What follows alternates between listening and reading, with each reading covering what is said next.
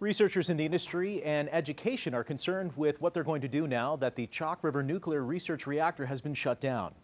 The reactor was shut down at the end of March due to its age, but it was one of the few places in North America where researchers could use a neutron beam to study materials. Now, researchers at the University of Windsor have been using the subatomic particles to better understand biological materials. The loss of the reactor could put research into how vitamin E works into jeopardy. You can take a biological sample and measure it with neutrons and not have destroyed your bacteria or your model membrane, whereas if you were to use X-rays, so light, those high intensities that will destroy your sample. The beam also allowed researchers at Nemak Canada to study ways of making aluminum lighter and stronger for use in the auto industry.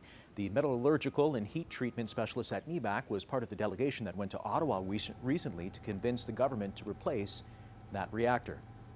This is a unique capability that Canada has. There are very few places around the world that has this ability, and it's going to help us stay leading edge going forward across many disciplines. McKay goes on to say without the neutron beam tool, it could make certain types of research more expensive or even impossible to do at all. And that could affect whether or not the research is funded. There is another reactor in Tennessee, but the agreement allowing Canadians to use it expires this year as well.